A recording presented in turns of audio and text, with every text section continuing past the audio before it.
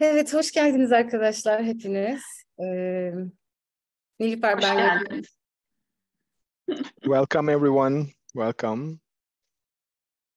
bugün Jennifer ve Angela bizlerle yine stabilizasyon paylaşıyor olacak. Ve geçtiğimiz hafta mıydı? Zaman mevhumu bir hayli kaydığı günlerdeyiz bir taraftan. Evet, Sanırım evet. Depremin olduğunun hemen arkasından ilk günlerde bir çalışma yaptık. Çok değerli bir çalışmaydı. Yani şöyle bir yerdeyiz. Hani dün akşam da zor bir akşam yaşadık hepimiz. Pek çok açıdan orada olanlar, onu takip edenler, bizler hepimiz hani kolay bir akşam geçirmedik. Ama şunu biliyoruz. Yani ben işte bir 4-5 gün Hatay civarlarındaydım. Şunu biliyoruz ki ihtiyacımız olan, daha doğrusu herkesin ihtiyacı olan şey acıyla birlikte oturmak. Evet, o acı bir gün geçirecek ama şu anın işi o acıyla oturmak. Ama o acıyla oturabilmemiz için de kendimizin, kendi sinir sistemimizi nasıl bir yerde tutuyor olduğumuzun çok büyük önemi var. Birilerine yardım etmek istiyorsak buna ihtiyacımız var. Çünkü bazen şöyle diyoruz, hani şu an kendimi mi düşüneceğim? Evet, kendimi düşüneceğim. Çünkü oradayken şunu gördüm ki en çok iyi gelen ses bile çıkarmadan, bazen konuşmadan o acının içinden bir arada geçecek bir durma hali. Onun için bugün için ben gerçekten hem Cen'e hem Angela'ya teşekkür ediyorum. Ve her zamanki gibi tabii ki Halil'im. Tabii ki sana kocaman teşekkürler. Çünkü senin o böyle sinir sistemini regüle eden ses tonun ve duruşun bizler için çok değerli. Ve yine Psikoloji İstanbul, şu an Filiz var. O yüzden Filizciğim iyi ki yapıyoruz bu işleri. İyi ki diyorum. Sözü sana bırakıyorum. Sen de Jennifer'lara atarsın. That was briefly about our gatherings. It's another stabilization night. We had a tough night last night, and we need stabilization because it is hard. I was in the earthquake region, and at the moment, what we need to do is just staying with the pain, but we know that it is not enough. To be able to stay with the pain, then we need this. Therefore, it's very important. Your presence is very important. Participants' presence is very important. And apparently mine is important too, according to Nilüfer. And Phyllis has a couple of things as well to say, then floor is all yours. Benim eklemek istediğim tek yer galiba, ben de katılıyorum Halil. Buradaki varlığın çok kıymetli kısmına. Dün gece hakikaten tekrar pek çok kişi için, özellikle hani Hatay'da olan ya da yakınları orada olan, çünkü şu anda ülke genelinde zaten pek çok kişi daha güvenli alanlara geçtiği için ülke genelinde deprem bölgesinden bir süreliğine en azından uzaklaşmış olan pek çok kişi var, pek çok arkadaşımız var. Dün gece pek çok kişi için çok çok tetikleyiciydi. Hatta depremin hemen olduğu güne geri götüren bir gün oldu.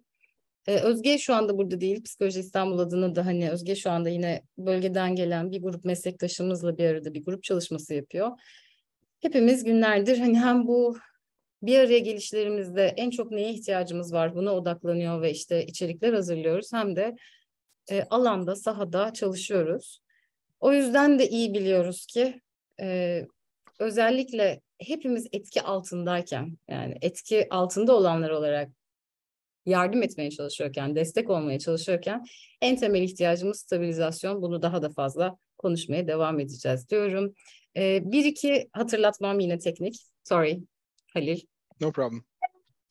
Bir iki teknik hatırlatma, sorularınızı işte bu aşağıdaki Q&A kısmına sorabilmenizi istiyoruz ki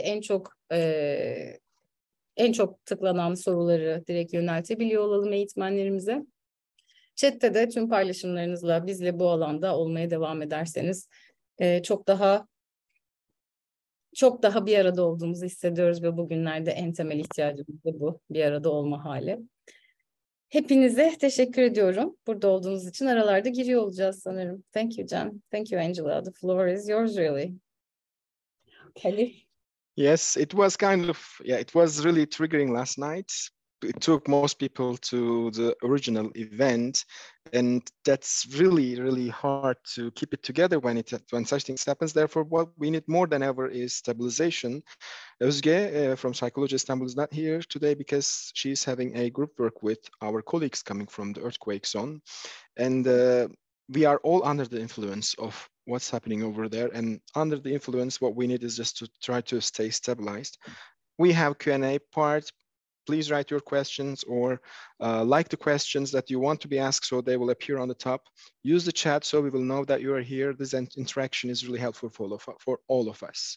So, with all that being said, the floor is yours, Jen and Angela. Thank you. Thank you, Nilüfer, Feliz, Khalil. So Angela and I have spent a couple of days thinking about what might be most helpful for you today. Çok teşekkür ediyorum Filiz, Nilüfer, Halil. Angela ile beraber birkaç gündür sizin için en acaba yardımcı olabilecek nedir diye düşündük. And so we're going to take turns offering some resources for you for stabilization. O yüzden sırayla sizlerle birkaç kaynak paylaşıyor olacağız. Stabilizasyon konusunda size yardımcı olacak kaynaklar bunlar. And then we can take some questions. We'll be taking breaks every now and then to just sort of come together and just put our hands over our heart and just breathe for a few moments. Yeah. Sonra sorularınızı alacağız. Varsa beraber egzersizler yapacağız. Şöyle bir elimizi kalbimizin üzerine koyup nefes alabileceğimiz alanlar da olacak. Ben bir araya girip birkaç şey söylemek istiyorum. I just want to say something very briefly. Yeah. Of course. Tabii ki. Bu iki kadın arkadaşlar 15 gündür bizleri ve sizleri yürekten destekliyor ve zihinleri bizlerle, yürekleri bizlerle, onu söylemek istiyorum. I just want to acknowledge this once again, everyone. These two women, their hearts are reaching all the way from there to us, to all of us in the last 15 days. Ve gerçekten bugün paylaşacakları kaynakları da o kadar ki İngilizce bu kaynaklar. Bizlere desteği sağlayabilmek için hani Google Translate'le birkaç kez check ederek falan hani Türkçe'ye çevirmiş vaziyetteler. They have so many resources, and as you might imagine, most of them are in English, but they're doing their best. They're using all the resources and Google Translate and everything, double checking, and they're translating them into Turkish. Bizler bu hani alıyorum sorumluluğu. Bizler bu yoğun günlerde onları tekrar kontrol edip şu ana yetiştiremedik ama önümüzdeki saatler belki yarın akşama kadar hepsinin Türkçesi gayet direkt kullanabileceğiniz şekilde sizlere ulaşıyor olacak. We have the responsibility to not to make it ready right now, right here, because of all our busy, hectic schedule. But in the forthcoming hours, maybe days, you will be able to having them all, and they will be ready to use in your daily practice. Ben de araya gireyim o zaman. Şimdi birkaç arkadaşım hızla ellerini aldılar. Şöyle bir üstlerinden geçip inşallah bu akşama yetiştireceğiz. Let me say a couple of things then. A few colleagues already start to put their hands on it, and probably they will make it ready tonight. Okay, great. Thank you. Thank you both. And I'll let Angela say hello as well, but I'm just so honored to be here and be able to be a part of anything that is resourceful and helpful for you. Angela'ya da teşekkür etmesi ya da merhaba demesi için bir alan açacağım ama şimdi ben de şunu söylemek istiyorum. Gerçekten çok onur duyuyoruz. Sizlere beraber olabilecek, yardımcı olabilecek her şeyi yapıyor olmak bize büyük mutluluk veriyor. Hello, everyone. I have some dogs barking in the background, so I put my headphones on. Merhabalar herkese. Köpeklerim arkadan havlıyorlar. O yüzden kulaklığımı taktım. I'm very happy to be here today, and my heart goes out to all of you. When I read the news last night, I quickly sent a text to Jen. I hear it's just rumbling there a lot, and we really want to help you out. Dün gerçekten her zaman kalbimiz sizlerle. Dün haberlerde tekrar deprem olduğunu öğrendiğimde hemen Jen'e aradım, mesaj attım. Gerçekten bu zor zamanlarda sizlerle olduğumuzu bilmenizi isteriz. I also want to just say that Jennifer told me something after visiting the villages that are most affected by the earthquake. And she said she'd forever be changed. And I understood what she meant because I've been forever changed since being able to do the resourcing session last week. Yeah. Nilüfer deprem bölgesini ziyaret ettikten sonra oradaki köylerde faaliyetlerde bulunduktan sonra bana şunu söyledi. Yani sonsuza kadar değiştim. Orada olmak beni sonsuza kadar değiştirdi dedi. Ben de katılıyorum ona. Buradaki sizlerle yaptığım kaynaklandırma çalışmasını yapmak da bizi aslında sonsuza kadar değiştirdi. So as we come together, I just want to normalize that there are a variety of emotions and thoughts and feelings that are running through our systems.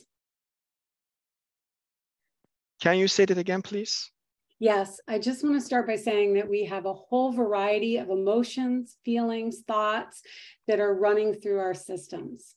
Sistemimiz içerisinde dolanan her türlü duygu, his, duyumsama var. And all of those thoughts and feelings, emotions are all being held in our bodies. Ve bütün bunlar bizim bedenimizde tutuluyorlar. So as you're going through our time together today, if at any point you start to feel like your heart starts to race or your temperature changes, I just want to cue you to come back to your hand over your heart and your hand over your belly. Just a few breaths. Bugün yapacağımız çalışma içerisinde herhangi bir noktada kalp atışınızın hızlandığını ya da bir sıcaklık bastığını hissediyor olabilirsiniz. Bu olursa bir elinizi kalbinize koyup, bir elinizi karnınıza koyup bir nefes almaya özen gösterelim, olur mu? So let's begin. Hadi başlayalım o zaman. And this is a mindfulness practice from Thich Nhat Hanh. Thich Nhat Hanh'dan bir mindfulness egzersiziyle başlamak isterim. And I'm going to do it really slowly and we can do it together. Bunu çok yavaş yapacağım ve beraberce yapabiliriz. Breathing in. Nefes alıyoruz. I know I am breathing in. Nefes aldığımı biliyorum. Breathing out. Nefes verin. I know I am breathing out. Nefes verdiğimi biliyorum.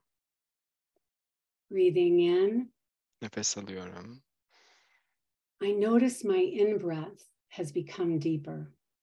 Aldığım nefesin daha derinleştiğini fark ediyorum. Breathing out. Nefes veriyorum. I notice that my out-breath has become slower. Verdiğim nefesin daha yavaşladığını fark ediyorum. Breathing in. Nefes al. I calm myself. Kendimi sakinleştiriyorum. Breathing out. Nefes verirken I feel at ease. rahat hissediyorum. Breathing in. Nefes alıyorum. I smile. Gülümsüyorum. Breathing out. Nefes veriyorum. I release. Serbest bırakıyorum. Breathing in.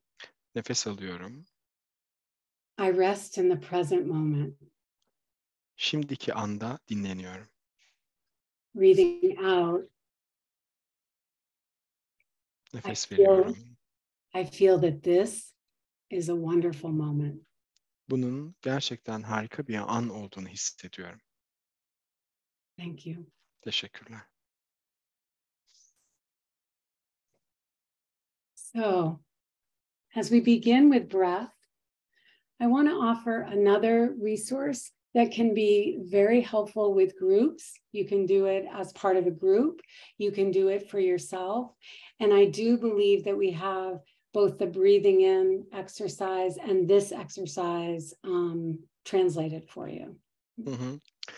Bir egzersiz daha var hazır nefesle başlamışken. Bunu kendi başınıza da yapabilirsiniz. Gruplarla da çok iyi işe yarıyor. Ve bunun metni de size tercüme edilmiş olarak ulaştırılacak. So as you're sitting with groups, even helping as a ritual to begin a group, this alternative nostril breathing can be extremely helpful.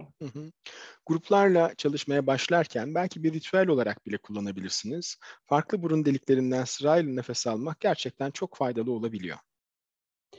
So I'm going to walk you through the steps and show you. And if you want, you can also try it. And let's see how we find it, huh? Yeah. Adım adım devam edeceğim, göstereceğim. Katılabilirsiniz yol üzerinde bana. Bakın bakalım nasıl hissedeceğiz. So it always begins with just finding a stable place in the body. Her zaman olduğu gibi bedenimizde stabil olan bir yer bularak başlıyoruz. And you're going to start out by bringing your right hand, your right thumb to your right nostril. Ve sonra sağ elinizin baş parmağını sağ burun deliğinize yaslıyorsunuz. And so what you're going to do is you're going to start with an exhale out, cover your right nostril and exhale out through your left nostril. Sağ burun deliğinizi kapatıp sol burun deliğinizden nefesinizi verin. And then breathe in. Sonra onu kapatıp diğerinden nefesi alın. Through your right nostril. Sağ burun deliğinden nefes verin. And cover your right nostril. Şimdi sağ burun deliğinizi kapatın. And then exhale. Nefes verin. Al ve ver. Şimdi onu kapatın. Solu kapattık. Breathe in. Nefes al. Exhale out. Ve diğerinden ver. When done for 4 or 5 minutes, you can start to feel your heart rate drop. Başladığınızda 1-2 dakika içerisinde kalp atışınızın direkt yavaşlamaya başladığını fark edeceksiniz. And this can be a beautiful way to start in the morning. It can bring energy in, a calming energy in. It can be a nice way to settle. Yeah. Başlamak için çok iyi bir yöntem olabilir egzersizlerinize, grup çalışmalarınıza, enerjiyi sakinleştirebilmek için. And one of the things that we were thinking of is really trying to give you some ideas to work with groups or to work together. Yeah. Gruplarla çalışmak ve beraber çalışabilmek için özellikle kullanacağınız fikirleri sizlerle paylaşmak istedik bu akşam. And alternative nostril breathing has been researched and it's been used all over the world for many, many years. Sırayla farklı burun deliklerinden nefes alıp diğerinden verme üzerinde araştırma yapılmış ve uzun yıllardır dünyanın her yerinde kullanılan, etkinliği ona kanıtlanmış bir metottur. And again, just to offer, we always also want to invite folks to put hand over heart, hand over belly, and take a big breath. Bir ellerini kalplerinin üstüne, bir ellerini karınların üzerine koyup derin bir nefes almaya davet etmek. And on the exhale, it's okay to sigh. Nefes verirken de şöyle bir ah demek gayet olası. Bunu yapabilirsiniz. Allowing sound to come out. Sesin çıkmasına izin verin. So I wonder if we can all do that together. Hadi bunu hep beraber yapalım, olur mu? Hand over heart. Bir elimiz kalbimizde. Hand on belly. Bir elimiz karnımızda. Inhale. Nefes al. And exhale with a sigh. Ve sesle nefes ver.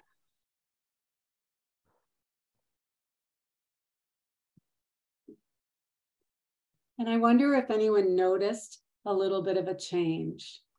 Bilmiyorum, bir değişiklik fark ettiniz mi? It's important to track our bodies as they are our best resource. Yeah.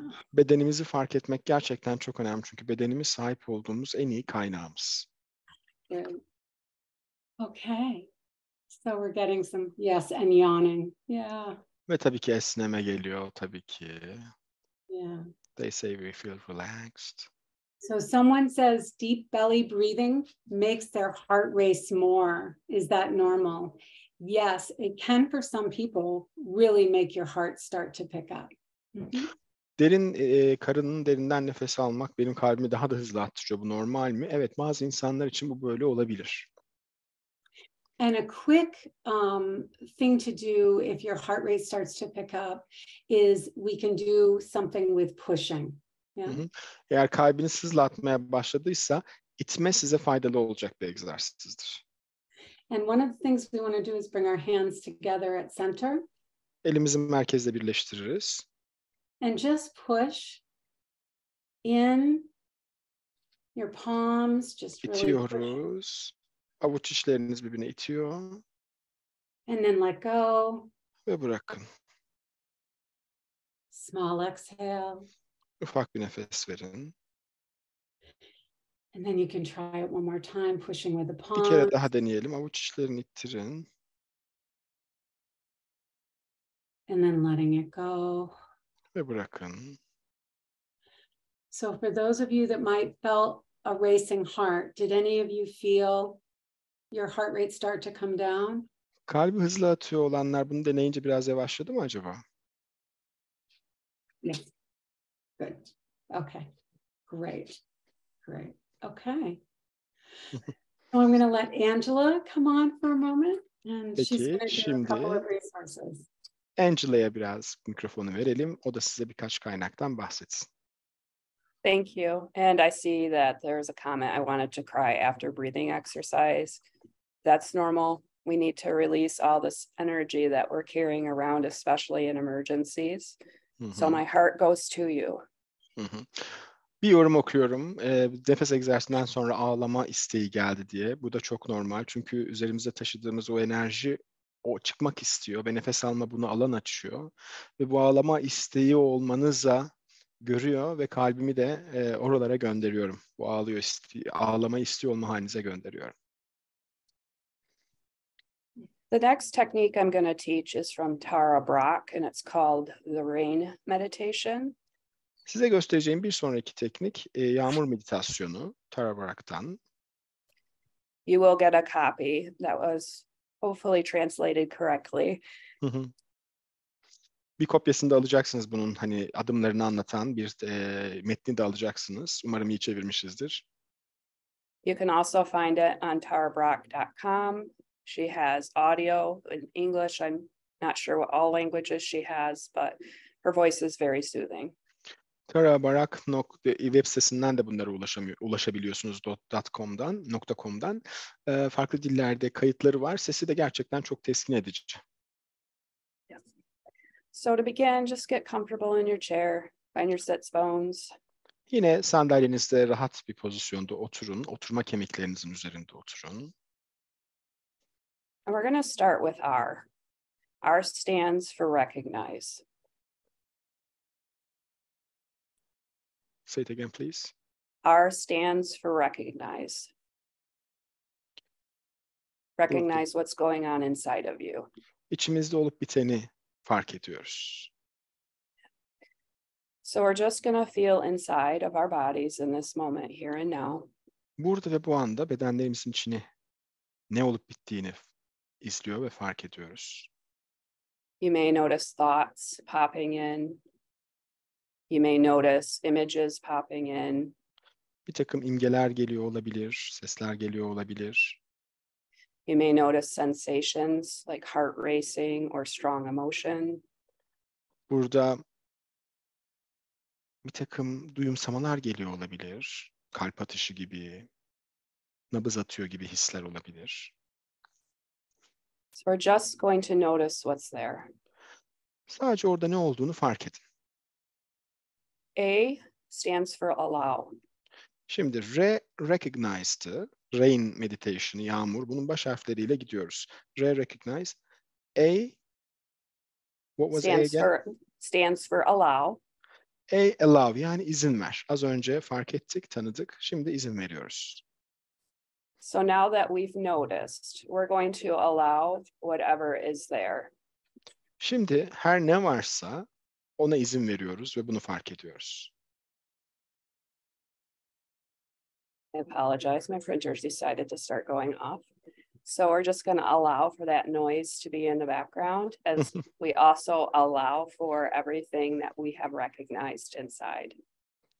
Arkadan gene köpeklerimin sesi geliyorsa lütfen kusuruma bakmayın. Ona da izin verin. Ama az önce içimizde fark ettiğimiz şeyler vardı ya, tanıdığımız. Bir duyumsamalar, duygular vardı. Belki bir nabız atışı gibi. Bu adımda da ona izin veriyoruz. Allow, yani izin ver. As we allow, we don't judge. We don't İzin push away. verirken herhangi bir yargılamada bulunmuyoruz, itmiyoruz. Now we investigate. So I is for investigate. Şimdiki sıradaki harfimiz R'nin I, investigate'in baş harfi. Investigate de araştır, incele. What might we be believing inside right here, right now? Burada ve bu anda içimizde olup bitenle ilgili inandığımız şey ne acaba? Maybe we feel fear or anxiety. Belki korku ya da kaygı hissediyor olabiliriz. Maybe we believe there's another earthquake coming. Belki başka bir deprem geliyor, buna inanıyor olabiliriz. Maybe we feel guilt because we can't help more. Belki suçluluk hissediyoruz çünkü daha fazla yardımcı olmak istiyoruz ama olamıyoruz. Just notice whatever you believe with gentle kindness. Her neyse buna nazik ve ince bir şekilde inanın. Now we go to N. Şimdi N'ye geliyoruz. R'nin son harfi N. And that is nourish with love. O da sevgiyle besle, nourish with love, yani sevgiyle besle anlamına geliyor. If you feel comfortable, you can bring your hand back to your heart. Eğer rahatsız hissediyorsanız elinizi tekrardan kalbinizin üzerine koyabilirsiniz. And imagine either a kind individual, someone that was loving to you. İyi bir kişiyi düşünebilirsiniz. Sizi seven, size yakın birini düşünebilirsiniz. A spiritual figure, an animal, Manevi bir figür olabilir, bir hayvan olabilir. or even your own self sending love inside of your nervous system. Ya da kendinizi kendi sinir sisteminize ve içe doğru sevgi gönderirken de hayal edebilirsiniz. See if you can sense into that love in this moment. Bakın bakalım bu an içinde o sevgiyi duyumsayabiliyor musunuz?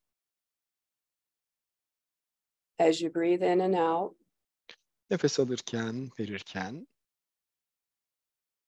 just notice the feeling of love, even if it's the warmth of your own hand on your heart. bakın bakalım sevgiyi hissedebiliyor musunuz? Bu elinizin içinin sıcaklığı dahi olsa sevgiyi hissedebiliyor musunuz? Thank you. Teşekkürler.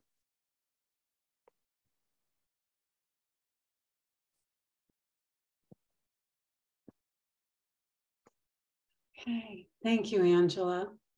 Yeah. Any questions, thoughts? I'm checking the chat just to see if there's any questions that come forward. Bir taraftan chat'i de kontrol ediyorum. Gelen sorular var mı diye. Yeah.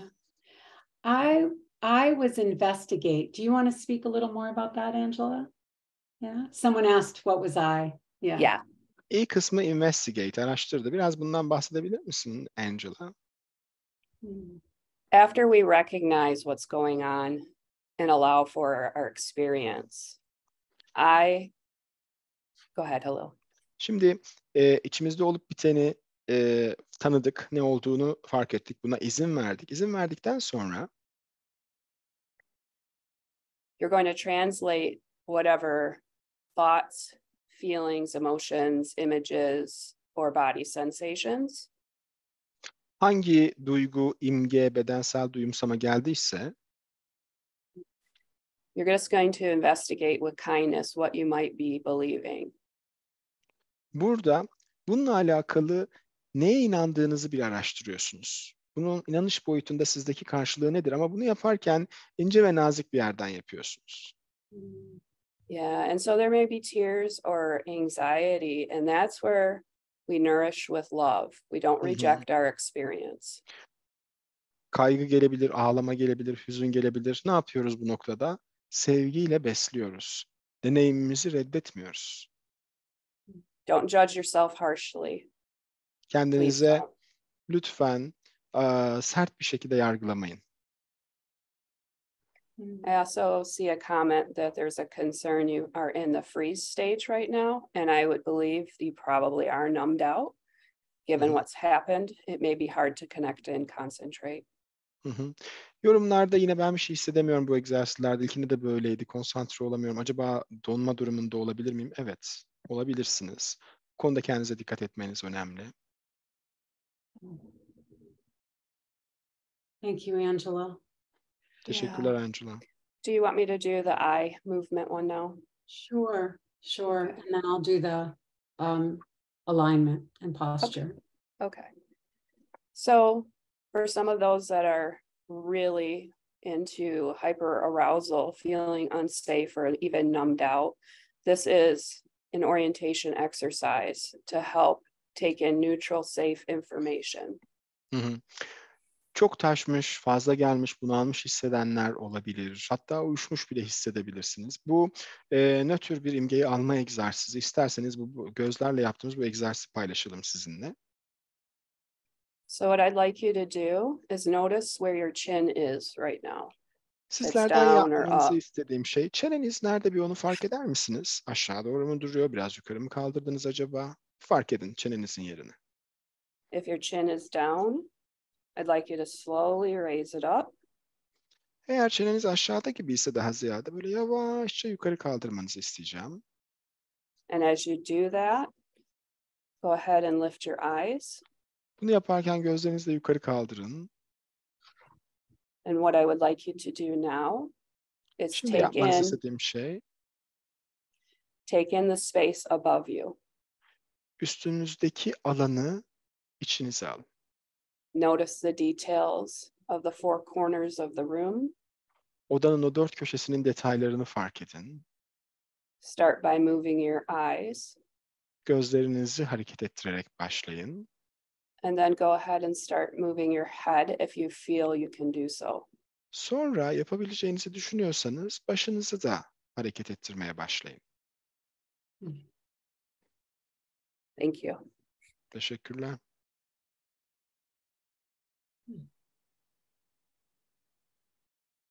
So I just want to speak a little bit to tears that are coming up for many of you. Pek çoğunuzda gözyaşları geldi. Birazcık bundan bahsedelim. So I would imagine that many of you are feeling very braced and very pulled in and armored. Tahmin ediyorum pek çoğunuz böyle gardını almış, kendini içine çekmiş ve zırhlarını kuşanmış vaziyettesiniz. That survival resource has been online now for many days. Ama şu an hayatta kalma kaynağı çok birkaç gün boyunca, bayağı bir günler boyunca hep diri vaziyette kaldı. When you're here and we're doing exercises on breathing or slowing the system down, burada egzersizler yaparken, nefes alıp verirken ne yapıyoruz? Sistemi yavaşlatıyoruz. we're releasing some of that tension and armoring. İşte bütün o zırhlarımızı kuşanırken tuttuğumuz gerginliği bu yolla serbest bırakıyoruz. And underneath that armoring comes up and emotions start to come out. Ve o zırhların altında da bir duygu kendini göstermeye başlıyor. It's really important that as those emotions start to come, we don't want to go right back to armoring again. Şu çok önemli. İşte bu duygu kendini göstermeye başladığında hemen o zırhların arkasına tekrar geri saklanmamalıyız. So even if it's just for the time that we're together today, even for a few moments, Sadece bugün beraber geçirdiğimiz zaman çerçevesinde dahi olsa, sadece birkaç anlığına bile olsa, and that armoring starts to come off, bu zırh yavaş yavaş açılmaya başladığında, for these moments, let yourself feel the emotions that have been held in. Kendinize içeride tuttuğunuz bu duyguları hissetme izni verin.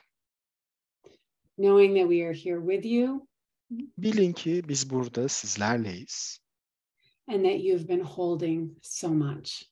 ve siz çok fazla şey tutmuşsunuz içinizde.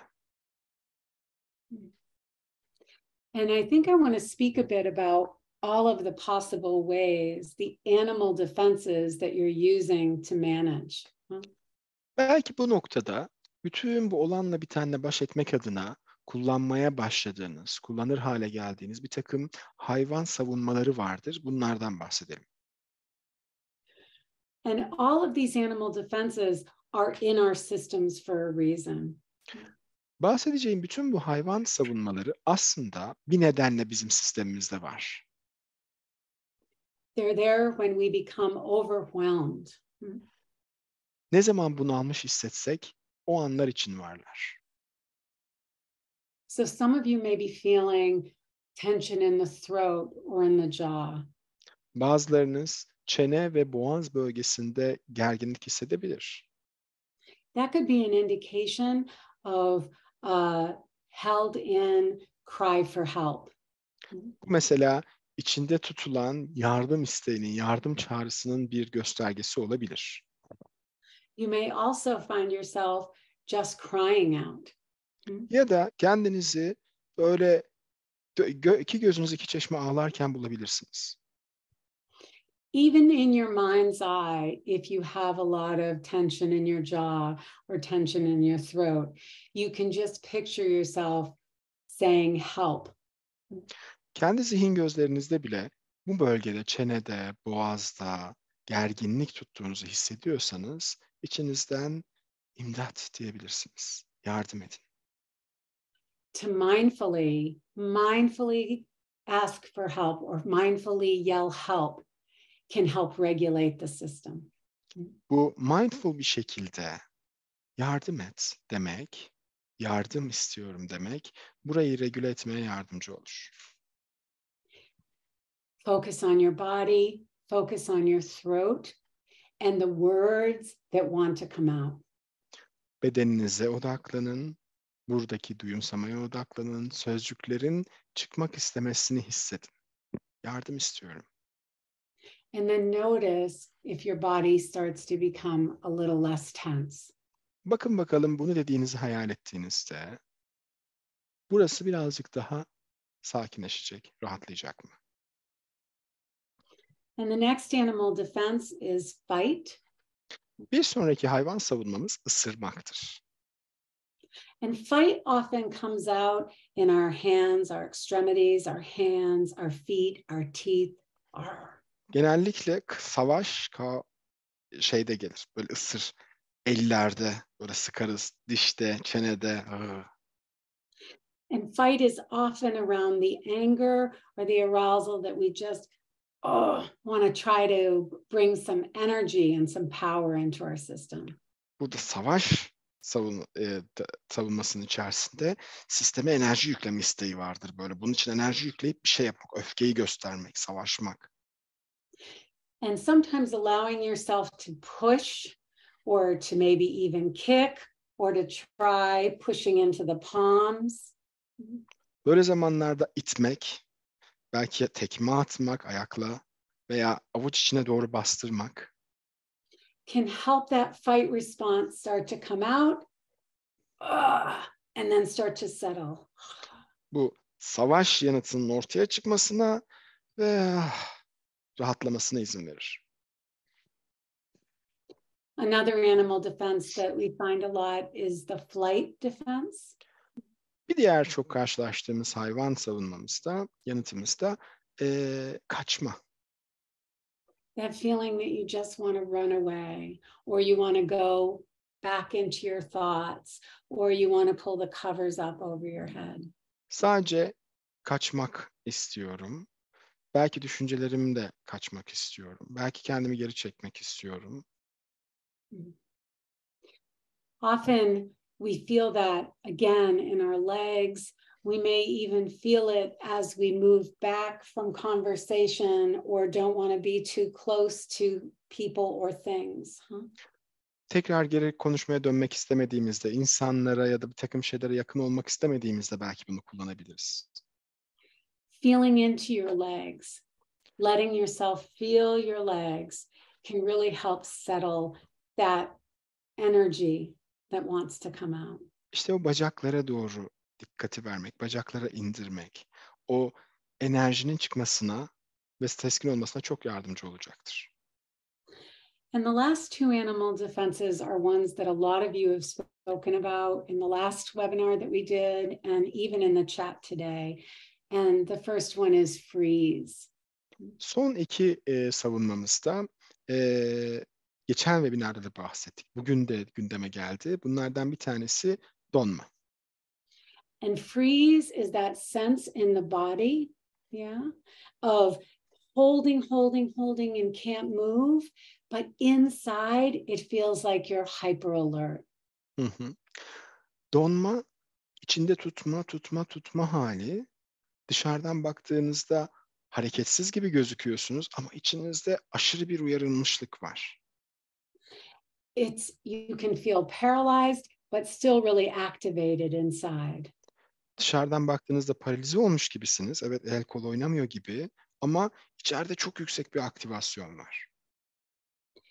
Feel when your body starts to feel that freeze. Beden bu donmayı hissetmeye başladığında one way to work with it is to just increase it. Bununla çalışmanın yollarından bir tanesi bu mevcut donmayı şöyle bir arttırın. And then let it go. Ve bırakın. While you still may feel a little frozen, notice even the tiny changes that start to happen. Hala biraz donmuş hissedebilirsiniz ama ufak da olsa değişimler olduysa bunu fark edin. So many of you are talking about freeze, you're feeling freeze, and many of you are feeling freeze, fight, flight, and crying for help all at once. These animal defenses can really come up to try to help us in unimaginable situations. Donmadan bahsediyoruz, çoğumuz hissediyoruz. Bu donma, savaş, kaç, yardım iste. Bunlar bu tarz durumlarda başa çıkabilmek için hep bizimle olan, başvurduğumuz bir takım yöntemler. And the last animal defense is feign death or shutdown. Son hayvan savunması da ölü taklidi ya da kendini kapatma dediğimiz şey. And often when your system is so highly aroused, so hypervigilant, yeah?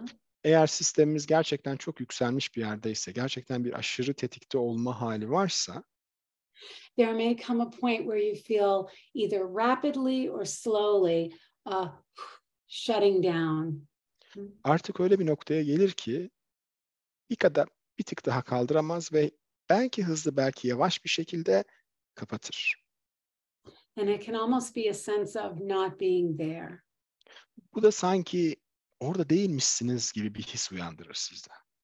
Oradasınız ama orada değilsiniz. Yeah. And one of the things that can help with that feeling of numb and shutting down is to start noticing small things around you. Maybe noticing your hands, orienting to your hands, or orienting to an object in front of you. Burada kendinizi böylesi bir uyuşmuş ve kapanmış durumda bulursanız, bundan çıkmanıza yardımcı olacak şeyler, etrafınızdaki bir takım küçük şeyleri fark etmek. Elim var benim. Hareket edebiliyor belki. Masanın üstünde bir obje varmış, onu da gördüm. Bu etrafınızdaki küçük şeyleri fark ederek yavaş yavaş çıkmak. And there's a beautiful comment in the chat about if I'm having a hard time focusing even on this right here, right now, and I'm playing with my nails or feeling jittery, is that a flight response? And it could absolutely be a flight response. It could just be this is too much too. Burada ve bu anda bile anlamakta ve odaklanmakta güçlük çekiyorum gibi geliyor olabilir size. Acaba bu da bir kaçma mıdır diye. Evet, kesinlikle. Bu kadar dokunmak bile fazla geliyor olabilir kendinize. And the higher that you are in the window of tolerance and the longer it goes on, sometimes you can find yourself actually doing that shutdown. Tolerans pencerenizin o üst sınırında, neredeyse taşmaya yakın yerde ne kadar uzun kalırsanız, kendinizi o kapatma noktasına arada bir çekilirken bulabilirsiniz. And if that's happening to you right here in this moment, yeah. Eğer size bu anda oluyorsa, what I'd like you to do is just feel that it's okay to try any of the resources and even to turn down the volume. Böyle bir noktada gösterdiğimiz kaynaklardan herhangi birini deneyebilirsiniz. Daha önce bahsettiklerimiz. Ya da bu oturumun sesini kısabilirsiniz. And if your legs have that feeling, there's a question about how can we pass the energy through the legs in a run? Bacaklara enerjiyi indirmekle ilgili bir soru gelmiş. Enerjiyi nasıl geçireceğiz bacaklara o koşma isteği içerisinde? And one of the things that I like and recommend, and actually I keep under my desk, is a pillow that you can push. Burada benim sevdiğim yöntemlerden bir tanesi ayağımın altına bir yastık koyup yastığa bastırmak oluyor. Yeah. Or you can get up and try to move, either running in place. Ya da ayağa kalkıp hareket edebilirsiniz. Olduğunuz yerde koşabilirsiniz. Also, you can just do squats. Yeah. Ya da squatlar yapabilirsiniz. That can really help you concentrate your energy. Bu oturup kalkma hareketi, squatlar da enerjinizi konsantre etmenize yardımcı olacaktır. So someone was speaking in the chat about not understanding the freeze response. How to come up from freeze, how to deal with. Donma yanıtını çok iyi anlayamadık diye bir soru gelmiş. And I'll give a couple of ideas about freeze and then I'll ask Angela on as well. Yeah. Donma ile ilgili birkaç şey soracağım, sonra Angela'ya vereceğim sözü. So one of the things that often happens in freeze is we don't really recognize how frozen we are. Donma ile alakalı en sık karşılaştığımız durum çoğu zaman ne kadar donduğumuzu aslında fark etmiyor olduğumuzdur. It feels like inside that we're very keyed up. Kendi içimizde aslında böyle bayağı yüksekmişiz gibi gelir. And it can sometimes take a moment for us to realize that actually our bodies are pulling in, trying to contain that discomfort. Ama sonra bir bakarız ki sanki beden o içerideki o rahatsızlık hissini böyle bastırarak, kapatmaya çalışıyor gibi. I often think of that as like a high freeze. Bunu genellikle ben yüksek bir donma olarak görüyorum. We call it a deer in the headlights of a car. Yeah? Sanki böyle yüzüne far tutulmuş bir tavşan deriz ya. Yeah, it's that feeling of eyes getting wide and not being able to move even though there's danger. Gözlerin büyüdüğü ve tehlike bile olsa o hareket edilemeyen an. So the first piece of that is always to be able to recognize it. Yeah.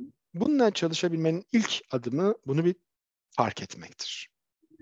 I feel a tightness in my extremities and a shakiness in my core. Genellikle uzuvlarımda, kolumda, bacaklarımda böyle bir sanki titreme gibi olur. Sıkışma gibi olur. Ama merkezimde ise, can you say it again? The tight in the extremities and a tightness in the extremities and a shakiness in the core. Uzuvlarda, el, kol, bacaklarda böyle kendimi kasarım ama sanki böyle içimde bir titreme var gibidir. So one of the things that we want you to try to do is to just really do a quick body scan. Burada sizlerden hızlıca bir beden taraması yapmanızı istiyoruz. Noticing how the body is holding that tension. Bakın bakalım bedeniniz o gerginliği nasıl tutuyor? And sometimes it can help to see if you can even increase the tension a little bit. Bakın bakalım birazcık o gerginliği biraz arttırmak iyi gelecek mi? And then letting it go. Sonra bırakın. Yeah. And when you let it go, sometimes you notice that you might have a little more freedom in your hands or a little more sense of settling in your heart or in your belly. O bırakma hali içerisinde belki ellerinizde birazcık daha böyle serbestleşme, karnınızda, kalbinizde birazcık daha açılma olduğunu fark edebilirsiniz. And then slowly orienting to something in the room. Sonra da yavaşça odadaki herhangi bir şeye doğru yönelebilirsiniz, oryante olabilirsiniz. So one of the things I'm orienting to right now is my heating pad. Şu an benim oryante olduğum şeylerden bir tanesi ısıtıcı olan yastığım. And as I orient to it, I'm noticing that it's red. Isıtıcı yastığıma odaklandığımda onun kırmızı olduğunu fark ediyorum. That it feels smooth on the outside. Dışı böyle çok yumuşak. That it's heavier than I expected. Beklediğimden daha ağır. And the temperature feels warm. Sıcaklığı da böyle ılık ılık geliyor elime. As we orient the body and we start to pay attention to something that is near us. Bedene oryante olduğumuzda, ondan sonra dikkatimizi bize yakın bir şeye verdiğimizde, in small increments, we can begin to settle our bodies. Küçük küçük adımlar halinde bedenimizde daha da yerleşiyor oluyoruz. And as we feel that settling, we should become less frozen. Ve bu yerleşmeyi fark ederken daha az donmuş hale gelmemiz lazım. And the other thing that I'm seeing folks talk about is bruxism, grinding your teeth. Yine yorumlarda diş sıkmadan bahsediliyor. Diş gıcırdatmaktan bahsediliyor. Often that tension in your jaw, Genellikle o çenelerdeki gerginlik can be about feeling angry, might hold some anger. öfkeyi tutmakla alakalı olabilir. It could also be a held back cry for help. Böyle geriye doğru tutulmuş bir yardım isteği olabilir. İçinde tutulmuş bir yardım isteme isteği olabilir. And sometimes doing a series of jaw loosening exercises can help with that bruxism. Bu çeneyi gevşetici bir takım egzersizler diş sıkmaya faydalı gelebilir. So I also like to just notice first, if we're starting with awareness, we want to notice where that tightness is. Sonra buraya şöyle bakarak bu gerginliğin nerede olduğunu fark edebilirsiniz. Is the tightness in the front of the jaw, like a holding forward? Acaba bu gerginliği çeneniz önüne doğru mu tutuyor böyle sanki? Şöyle yapar gibi. Is the tightness in the back, near our ears? Yoksa daha kulaklara yakın bir yerde mi kasıyorsunuz çeneyi? Yeah. Just give a little support to your jaw. Çenenize destek verin ellerinizle. Birazcık. Yeah. And see if you can put your hand under your jaw and just allow your bottom jaw to drop. Bakın bakalım şöyle ellerinizle desteklediğiniz çenenizin aşağı doğru inmesine izin verin. Bırakın çeneniz aşağı doğru insin, eliniz desteklesin onu. Just let your jaw drop into your fingers. Bırakın çeneniz kendini parmaklarınıza bıraksın. Do a few breaths through the mouth. Ağızdan birkaç nefes alın, verin. And within each breath, see if you can just let your jaw drop just a little bit more.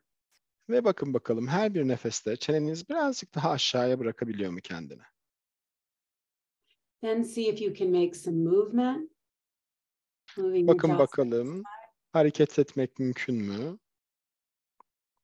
And then instead of closing back to tightness, see if you can bring your jaw up with and blowing, almost like you're blowing bubbles. Ve böyle gergin bırakmak yerine bakın bakalım ağzınızla şöyle balon şişirir gibi yaptığınızda diye çenenizi bu şekilde sıkma yerine bunu yapmak nasıl geliyor? And with any of the exercises that we're suggesting, the more you do them, the more effective they can be. Burada sizlerle paylaştığımız egzersizleri ne kadar çok yaparsanız o kadar çok sizin bir parçanız haline gelirler. And for those of you working with groups, you can try any of these. Most of these are good for working with groups. Yine gruplarla çalışıyorsanız bu egzersizlerin çoğu özellikle iyi işe yarıyor diyebiliriz. And again, there's so many of you that are talking about tears coming out. Yeah. Yine pek çok kişi ama gelen gözyaşlarından bahsediyor. Yeah. So just really let those tears for right now, those of you who might be feeling some sadness, just let those tears come. Şu an kendini üzgün hissedenler, içinde üzüntü oluşmuş olanlar, gözyaşlarının akmasına izin versinler. Yeah. All of the emotions are welcome. Bütün duyguların hepsine biz burada alan açıyoruz. Hepsinin başımızın üstünde yeri var. Yeah. And one of the someone asked a question about chewing gum, and I've always told my clients who have a problem with bruxism not to chew gum, because often they're doing that tightening, and they're doing so much tightening it makes it more uncomfortable. Yeah. Sakız çiğneme işe yarar mı diye geldi. Ben danışanlarım çene sıkma problemiyle dış gıcırdatma probleminden bahsettiklerinde çok tavsiye etmiyorum sakız çiğnemeyi. Çünkü o sakız çiğneme hareketinin kendisi de aslında çok fazla sıkmaya neden oluyor. And I'm going to take a couple more questions, and I'm going to turn it over to Angela for some more resources. But I do want to speak about yawning coming up. We talked about this a lot at the last webinar, and yawning is a very normal response to that de-armoring. Birkaç soru varsa onları alalım. Ondan sonra Angela'ya vereceğim sözü. Yine bizle kaynaklar paylaşsın diye, ama esneme çok geliyor. Esnemeden bahsetmiştik. Esneme gerçekten içimizde tuttuğumuz o enerjiyi bırakabilmenin, serbest bırakabilmenin önemli araçlarından bir tanesi. And often when we're leaving that state of hyperarousal and we're moving back down to a more steady state, we sometimes can drop into hypoarousal, which is that. Bazen çok yükseldiğimiz vakit, böyle aşırı uyarıldığımızda, artık bir yere gelemediğimizde, böyle kendimizi bıraktığımızda bu defa birdenbire çok düşük uyarıma doğru geçebiliriz. So I'm going to turn it over to Angela for a moment. And as we do that, let's just put our hand over our heart one more time. Şimdi sözü tekrardan Angela'ya bırakacağım, ama elimizi tekrardan bir kalbimizin üstüne koyalım mı?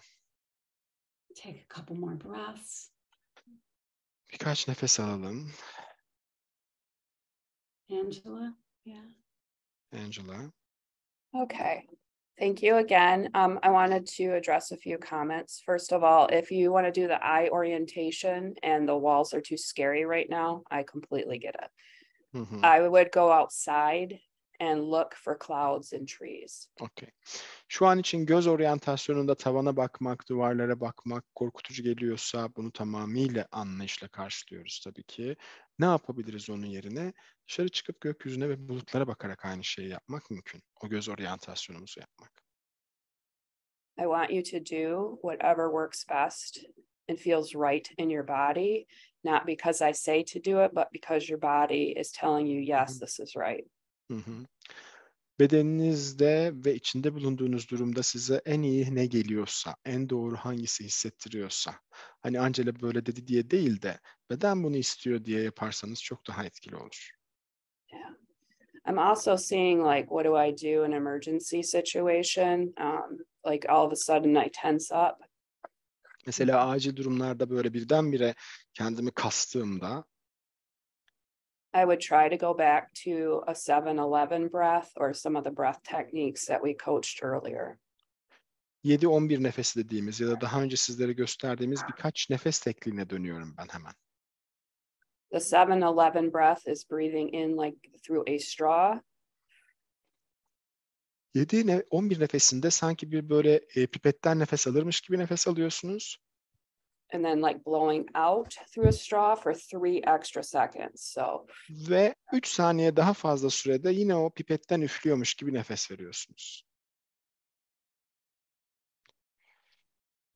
Nice and slow so the parasympathetic nervous system can kick in. Bunu yavaş ve nazikçe verin ki parasempatik sinir sisteminiz devreye girebilsin. Regarding the stomach and all the different places, whether it's head, legs, hands, core, you're holding a lot of attention right now. Mideyle alakalı olarak sorular geliyor. Karın, benim burada bir şey var. Yani merkez ve gövdeyle alakalı bahsettiğiniz her şeyde orada tuttuğunuz çokça gerginliği düşünebilirsiniz. So be kind to your experience. Put a hand to the place that hurts and try breathing to it. Kendi deneyiminize karşı da lütfen nazik davranın. Elinizi üstüne koyun. Bir nefes alın oraya.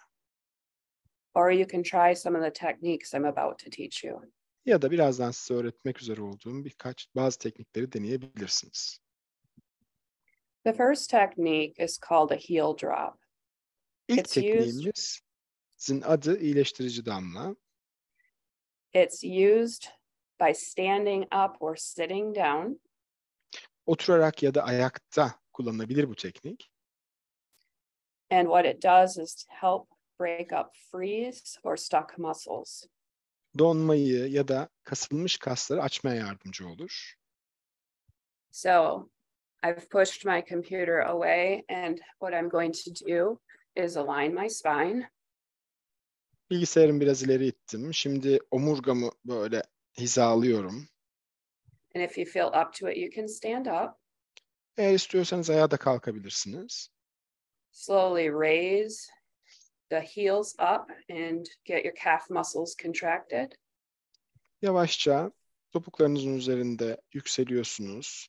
Uyluk kaslarınızın uzamasına izin veriyorsunuz. And drop your heels so it makes an audible sound. Ve topuklarınızı yere doğru bırakıyorsunuz. Duyulacak bir ses çıkarsın. So we'll try this 5 times. Bunu Bring 5 your defa toes. yapıyoruz. Yep. So we are elevating on our toes and then we drop our heel down to make a thud. heel down. Okay.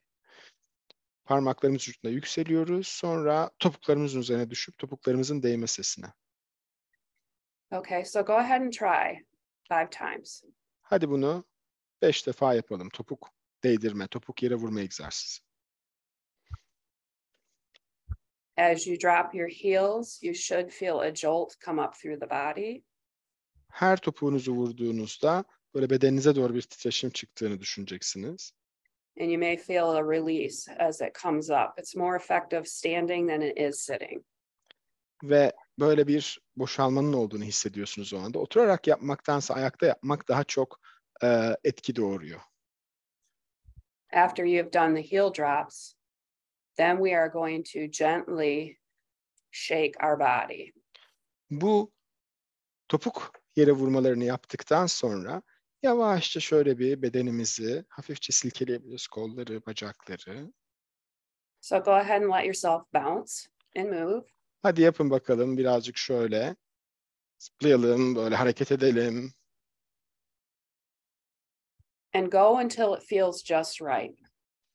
Ta ki doğru gelene kadar, iyi gelene kadar. If you really need to get the tension out of your arms, you can make bigger waves. Eğer gerginliği kollarınızdan daha çok atmak istiyorsanız daha büyük şöyle hareketler yapabilirsiniz. And the third technique is called the bamboo sway. Üçüncü teknikte bambu sallanması. So again, just sitting in your chair, go ahead and let your body sway. Sandalyenizde oturun, bedeninizin sallanmasına izin verin. If you want to stand, you'll have more movement, but again, this is okay in a chair. Ayaktaysanız daha fazla hareket yapabilirsiniz ama sandalyede de olabilir. And depending on your own nervous system, this may feel bad, it may feel good, but continue with what your body wants to do. Sinir sisteminizin içinde bulunduğu hale dayalı olarak bu iyi de gelebilir, kötü de gelebilir ama gitmesi gerektiği yere kadar izin verin. Bedeninizin yapmasını istediği ve doğru geldiğini düşündüğü yere kadar olmasına izin verin. And those are 3 actual physical techniques to help the nervous system with the fight, flight, freeze, feigning death response. Bunlar bu savaş, kaç, don, ölü taklidi yap yanıtlarının açılmasına yardımcı olan teknikler. Thank you. Teşekkürler.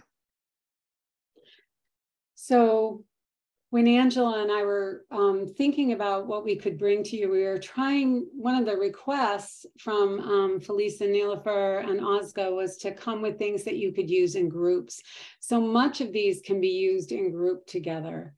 And there is one that I really want to also really offer is humming in community can be incredibly resourcing.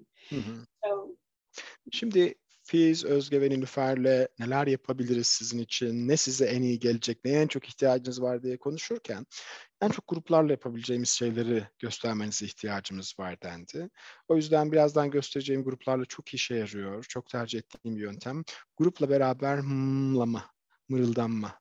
Bu gerçekten çok güçlü bir teknik. One of the things that I used to do when I did groups with teenagers was I would hum and have them hum a response to me. Mesela ergen gruplarıyla çalışırken ben hımlıyorum. Ondan sonra onlar yanıt olarak hımlıyorlar. So I really, you know, there may be a tune or a song or just something that comes up organically.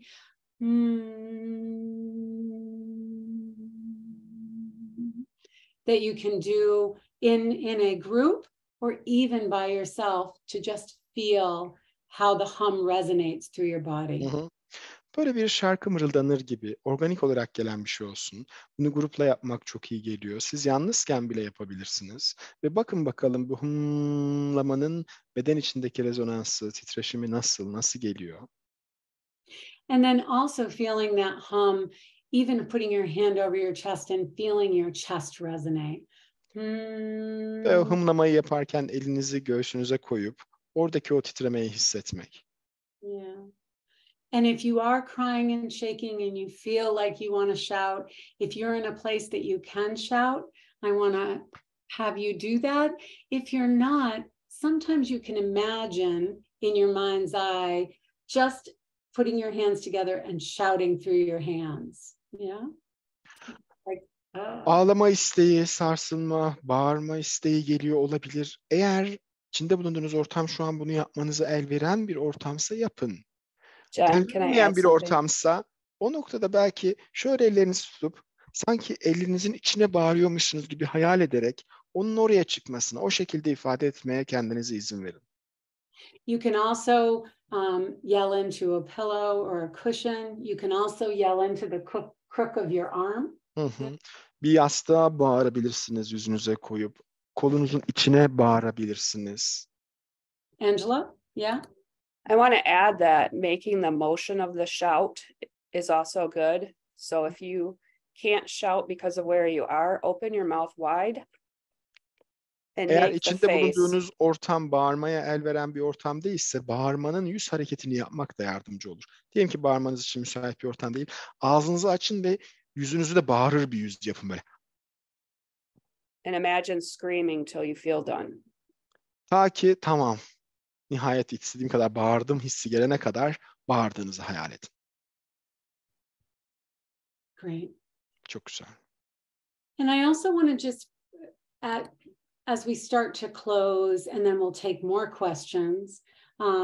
One of the pieces that I want to just name is that when you are, if you find yourself in a position where thoughts or emotions are starting to come and they feel distressing or uncomfortable. Şimdi yavaş yavaş kapatırken soruları da alacağız. Eğer bir düşünce ya da bir duygu gelmeye başladıysa ve bunun geliyor olması sizde rahatsızlık uyandırıyor ise. I want to just encourage you to think about using alignment and posture changes. Lütfen omurganızı hizalama ve postür değişikliğini de bir opsiyon olarak elinizin altında bulundurun. Often one of the first things that we can do with our bodies is to straighten our spine. Bedenlerimizle bu noktada yapabileceğimiz ilk şey şöyle omurgamızı bir dikleştirmek. Almost feeling like someone is pulling a string to make us taller. Sanki birisi iple yukarıdan bizi çekiyor ve boyumuzu uzatıyormuş gibi düşünün. sometimes we feel we have a collapse, even a subtle collapse inside. Bazen böyle ufak bir çökme gibi bir şey bile geliyor olabilir. And just that shift into alignment helps our system start to settle. Ve bu ufak hizalanmayı değiştirdiğimiz vakit bile sistemimizin teskin olması, yerleşmesi mümkün olabilir. And if it's available to you, yeah, Eğer yapabiliyorsanız or available to the people that you're working with, yeah, ya da çalıştığınız insanlar için mümkünse see if they can tolerate just taking in the support of their chair. bakın bakalım göğüslerinin desteğini tolere edebiliyorlar mı?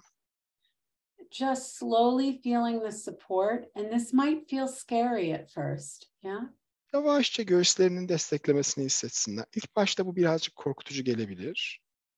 But feeling that increased capacity to take in support. Ama desteği alabilmeye yönelik gitgide artan kapasiteyi hissedin. And I often ask a question like, how do you feel the chair on your back? Bakın bakalım sandalyenin o desteğini arkanızda nasıl hissediyorsunuz? And then I might say something like, just notice that and see if you can just take that support in. Bak bakalım desteğe yaslandınız sandalyeye. Bu sandalyenin size verdiği desteği yavaş yavaş hissetmek, almak nasıl geliyor? For those of us who have felt hyper aroused, yeah? Aşırı yükselmiş olanlar için Being able to take in support from our chairs can be really helpful.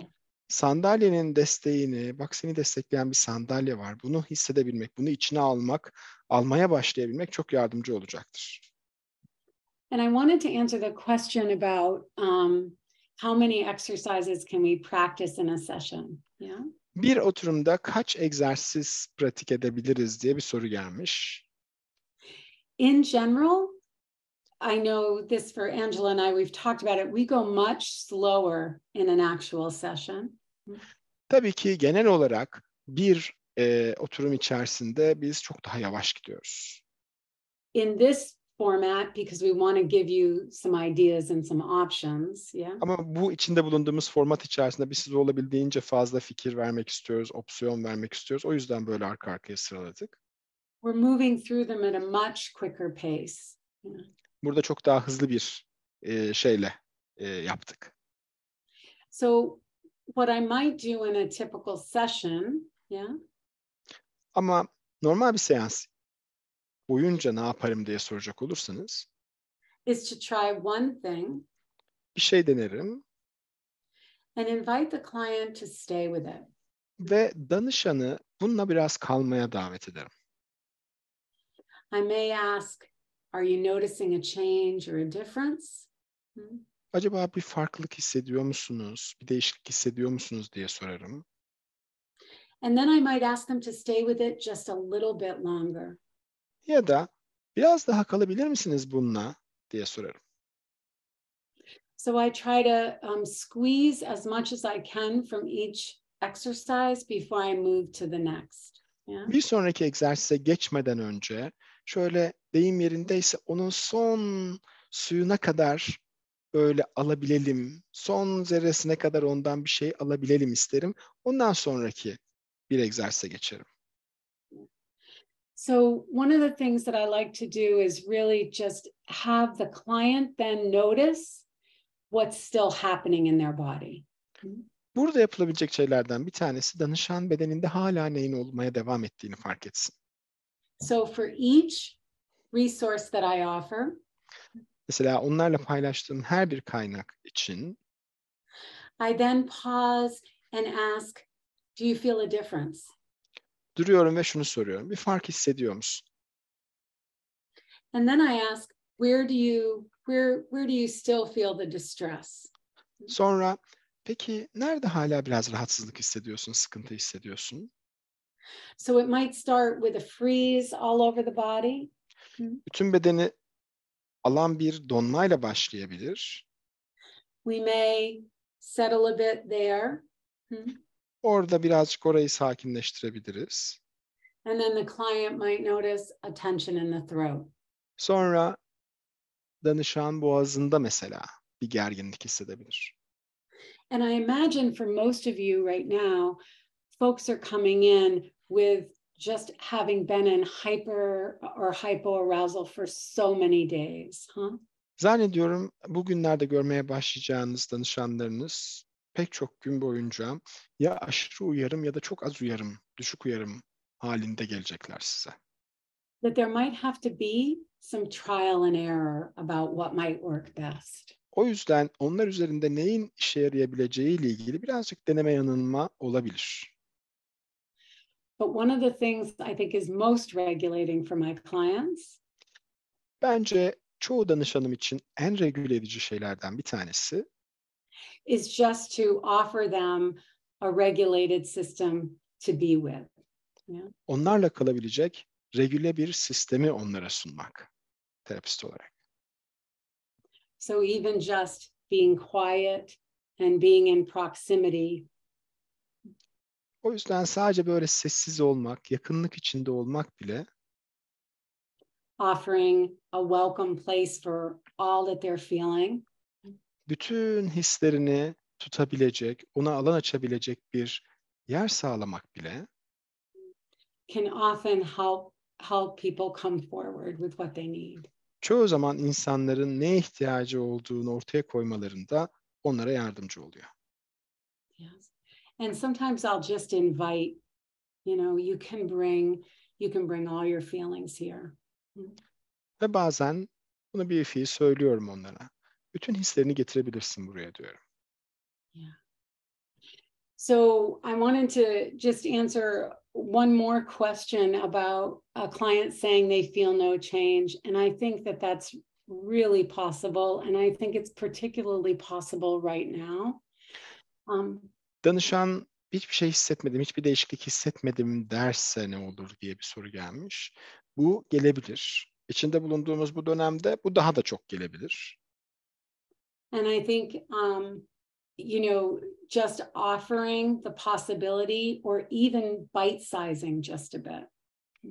Bunun olabilmesi ne imkan açmak, olsaydı bu neye benzerdi demek ya da ufacık bir lokma bile hani küçük lokmalar halinde bunu hissedebileceğini onu hatırlatmak, bütün ya da bütün bedende bir değişiklik değil belki, bunu hatırlatmak iyi gelecektir. So sometimes if we ask clients a general question like, do you feel more settled or stabilized? Yeah. Bazen daha genel sorular soruyoruz mesela. Kendini daha stabilize olmuş ya da daha teskin olmuş hissediyor musun, sakinleşmiş hissediyor musun gibi. The client will say, no difference. Yeah? Danışan diyor ki yok, bir fark olmadı. But if we say something like, what do you notice your hands getting more relaxed? Sometimes directing it to one part of the body, clients might be able to see a difference there, even a tiny one. Ama şunu sorsanız, peki ellerini hissettiğinde gelmeden önceki hale göre biraz daha rahat olabilir mi dediğinizde, o zaman bakıyor ki genel olarak fark etmediği şey odakladığınızda orada bir takım şeyleri fark etmeye başlıyor. I think it's important to help clients notice even a tiny change because it opens up a little bit of room for possibility. Danışanlarda çok küçük de olsa değişiklikleri fark ettirmek gerçekten çok önemli. Çünkü bu şunun işareti. Evet, değişebilir. Evet, açılabilir. Jen? Yep. There's been comments about itching and headaches, other nervous system responses, if you could comment. Kaşınmayla, baş ağrılarıyla ilgili sorular var sinir sistemini daha çok ilgilendiren. Bunlarla alakalı söyleyeceğim bir takım şeyler var mı? So I think headaches, histamine responses, which is itching in our body, feeling of nausea, are all responses to trauma. Bütün o baş ağrıları, böyle histamin kaşıntıları, böyle neredeyse alerji gibi kaşıntılar, mide bulantıları, bunların hepsi travmaya verilen sinir sistemi yanıtları. And I think it's really important to help clients just understand that all of these these reports or all these reports or symptoms from the body could all be just their body's way of letting them know that they're feeling overwhelmed. Danışana bunu şu şekilde izah edebiliriz. Bedenin bu ve buna benzer farklı yollarla şu an yaşadığın bana fazla geliyor anlatmaya çalışıyor sana diyebiliriz. And where my heart really holds a lot of pain for all of you is just the sheer number of days that you've all been holding so much. Gerçekten benim kalbimi en çok sizlere doğru yaklaştıran, sizi için daha çok derin hissettiğim noktalardan bir tanesi. O kadar çok günler boyunca bir takım şeyleri tutmuş oluyorsunuz ki. And one of the things that I might suggest is seeing if you can help your client focus on right here, right now. O yüzden bakın bakalım danışanlarınız burada ve bu anda olmayı deneyimleyebilecek durumda mı? Because the past feels traumatizing. Çünkü geçmiş travmatize edici geliyor. The future feels overwhelming. Gelecek hiç bakılacak gibi değil. Zaten fazla geliyor, bunaltıyor. But right here, right now. Ama burada ve burası. Burası ve bu an. Şimdi ve burası. If they can find even a drop of peace. Şimdi ve burada bir damla bile olsa huzur var mı? Sükunet var mı? You want to help them hold that. Eğer varsa bunu tutmalarına yardımcı oluyorsunuz. Bunu kapsamalarına yardımcı oluyorsunuz. Yeah. So, and I think the present moment in the body that's there right now is the best resource that our clients have. Bence danışanların kullanabileceği en iyi kaynaklardan bir tanesi şimdi ve buradaki bedenleri. I'm really intrigued by Dilara's question, and I'm going to answer about the stomach and the pelvic floor, and then I'm going to let Angela offer a few things, and then we can take some more questions. So, Dilara'nın sorusu özellikle bende merak uyandırdı. O yüzden onu bir cevaplamaya çalışacağım. Sürekli midesini ve pelvik tabanını sıktığından bahsediyor. Sonrasında da sözü yine Angela'ya bırakacağım. Ondan sonra soruları cevaplayacağız. So there's been a couple questions in the chat about pelvic floor feeling really tight and the stomach feeling really tight. Midenin, karnın çok gergin hissettiği, pelvik tabanın çok gergin hissettiğine dair birkaç tane yorum gördük chatte. So if you think about that flight response, you think about that need to mobilize and to move. O kaçma yanıtını düşünüyorsanız, o böyle mobilize olma, hareket etmeye yönelik itkiyi düşündüğümüzde many of us just naturally pull up in our stomachs and pull up in our pelvic floor. Çoğumuz bu noktada karnımızı içimize çekiyoruz ve pelvik tabanımızı da yukarı doğru çekiyoruz. And one of the ways that I manage it for myself or with my clients, bunu kendim ve danışanlarım için yönetme yollarımdan bir tanesi is to have them first feel into the tension pattern, öncelikle o gerginlik örüntüsü her neyse bir onu hissetsinler, bir ona bıraksınlar kendilerini. So they have a felt sense, so they're noticing that pattern of böylece o kendini içine doğru kasma, germe, orada öylece durmasın. Onun hissedilen duyumsamasını yaşasınlar. And then I invite them to exhale. Sonra diye nefes vermeye davet ederim onları. And then rock their sits bones on the chair. Ve oturma kemiklerini sandalyeye doğru şöyle bir kitlesinler. Stop, notice, exhale. Dur, fark et, nefes ver. And more rocking. Ve sonra birazcık daha salla böyle. Oturma kemiklerinizi sandalyeye doğru birazcık böyle sallayarak, kitleyerek değil de sallayarak. And then I offer a visualization of just starting to really loosen those muscles in the chair on the sits bones. Sonra bir görselleştirme, gözde canlandırma egzersizi yapmalarını isterim. O bölgedeki kasların, oturma kemiklerinin, pelvik tabanındaki kasların gevşediğini, kendini sandalye ve oturma kemiğin üzerine doğru bıraktığını hayal ederim o hafif sallanmalardan sonra. And I also let my clients know that this is something that needs to be practiced. Yeah. Şunu da söylerim danışanıma, bu bir defada yapılacak bir şey değil. Bu pratik yapılması gereken bir şey. Because if you have a procedural tendency to tighten something when you're feeling distressed, Çünkü sıkıntı anlarında, rahatsızlık anlarında hemen kendinizi kasmaya yönelik, hemen kendinizi böyle tutmaya yönelik prosedürel bir alışkanlık, bir eğilim geliştirdiyseniz zaman içinde, you're going to have to practice ways of interrupting that procedural pattern.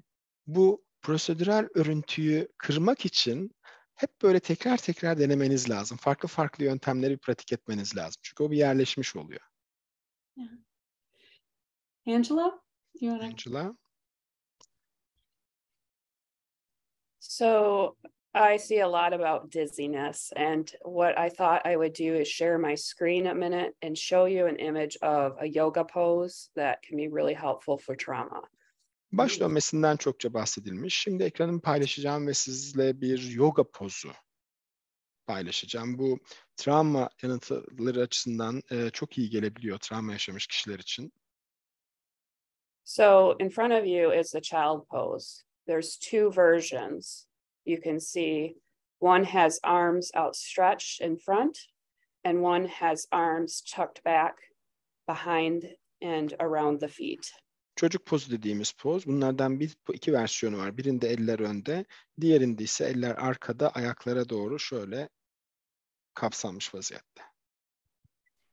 Sometimes when our nervous system is very, very aroused and we can't find any calm, getting into these poses and then slowing your breath down and really feeling into your breath and getting that extra 3 seconds out can help you to relax. Özellikle bu çok gerildiğiniz anlarda bu poza girmek, nefes almak bu pozdayken ve nefesi birazcık daha uzun süreli, 3 saniye daha uzun vermek aldığınıza kıyasla rahatlamaya çok yardımcı oluyor. And then I see there's a comment, since the disaster, I feel high pain in the chest area where my heart is, and I'm unable to lift my left arm. I have high pain when I try to lift it. It's very possible that that's where your nervous system is stuck right now. And so, go ahead, Hilda. Yine burada bir yorum var. Depremden bu tarafa göğsümde çok ağrı hissediyorum kalbimin olduğu noktada ve sol kolumu kaldıramıyorum. Muhtemelen sinir sisteminiz o bölgede takılı kalmış vaziyette, tıkanmış vaziyette. I would advise not forcing movement right now. Şu an için zorlayıcı bir hareket önermem. You can even, if your shoulder won't lift, you can bring yourself into a hug. Eğer omzunuz yukarı doğru kalkmıyorsa şöyle kendinize bir sarılma verebilirsiniz, nazikçe bir sarılma. And just breathe very slow and soft. Çok yavaş ve yumuşak bir şekilde nefesler verebilirsiniz buraya. And go easy. Don't force anything too tight. Yavaş yavaş. Sıkılmış, zaten kasılmış olan bir şeyi zorlamayın. Yavaşça. I'm also wondering, Angela, about breath. I wonder if there's just holding breath in a really shallow way. And so I wonder about even like if it's in the shoulder area, even just using your hand and imagining breath. Burada nefesin de etkisini ben merak ediyorum Angela. Burada acaba çok böyle sığ nefesler mi tutulmuş acaba? O yüzden bu katılaştığını, takıldığını, acıdığını hissettiği noktaya bir eli koysak, oraya o elimizle nefes verdiğimizi mi hissetsek? Ne dersin? Yeah. I'm also going to show just what often happens to us when we're in a state of being frightened or scared. We often bring our shoulders up, like up to our ears. Yine korktuğumuz anlarda, durumlarda ne yaparız hep? Omuzumuzu şöyle yukarı doğru, kulaklarımıza doğru kaldırma hareketi, değil mi? Fark etmeden. And that's a very common pattern, right? Just like lifting up in the pelvic floor, we often lift up into our shoulders up to our ears. Çok yaygın bir hareket. Nasıl ki pelvik tabanımızı içimize doğru çekiyorsak böyle, bir gerginlik anında omuz da hemen şöyle bir yukarı doğru. So for those of you with shoulder and neck pain, I think noticing first and seeing if you can just slowly start to bring your shoulders down. Yeah. Omuz ve boyun ağrıları çekenler için önce bunu bir fark etmek. Evet, şu an omzumu kasıyorum, ağrıyor, boynum da öyle. Ve bakayım çok yavaş yavaş ne yapabilirim? Çok yavaş bir şekilde indirsem ne olacak? Ama çok yavaş.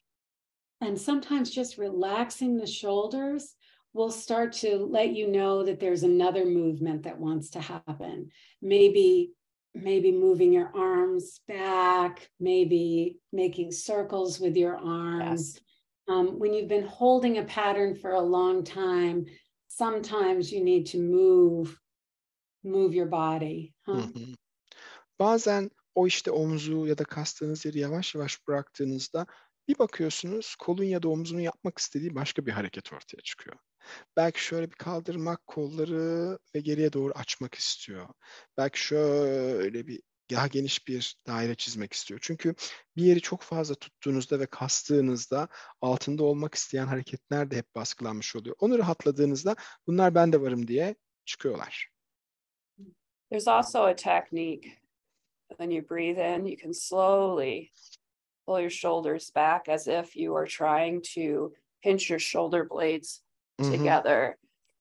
Bir teknik daha var. O da nefes alırken omzunuzu arkaya doğru çekiyorsunuz. Sanki kürek kemiklerini birbirine geçirmeye çalışır gibi.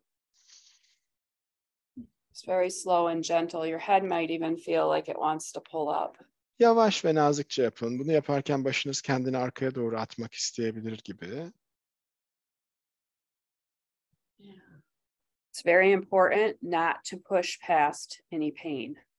Herhangi bir ağrı getirecek yere kadar zorlamamak çok önemli.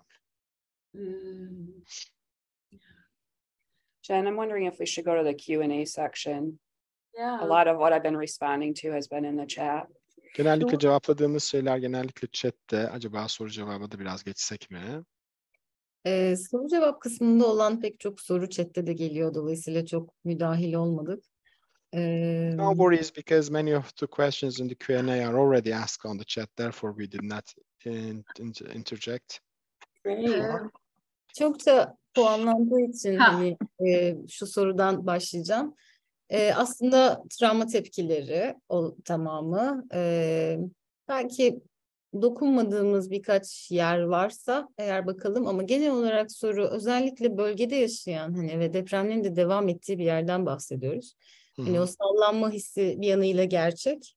Gerçekten de sallanıyor ama bir yanıyla da sallanmadığı anlarda da sallanıyormuş gibi hissediyor. Herkes gece uyuyamama hali, işte sürekli korkuyla uyanma, nefes almada güçlük, baş dönmesi, bunların pek çoğuna dokunduk. Ama belki tek başına kalamama, işte sürekli olumsuz senaryoların akla gelmesi, araya giren düşünceler vesaire gibi semptomlarda, hani bu çaresiz bekleyişler, panik ataklar, bunların tamamında yardımcı olabilecek bir teknik, bir çözüm diye sormuş arkadaşımız. Okay. Tam konuştuklarımız ama yine de eklemek isteyeceğiniz bir şey var mı? Actually, this is something that we have already discussed, and many of these are trauma responses already. But once again, maybe if there are certain areas we haven't touched up enough, you might like to reconsider. Especially for those who are living in the earthquake zone, just swaying is a problem because they feel like the room is just shaking, even if it doesn't. And sometimes it does shake for real. And it will, of course, cause a lot of issues such as not being able to sleep at night or waking up with just startling reflexes. What can you say about that? How do you think they can cope better or help with their not being able to stay alone and all those intrusive thoughts that it will come again, or this type of things? What can you recommend about them? Is there an exercise to help?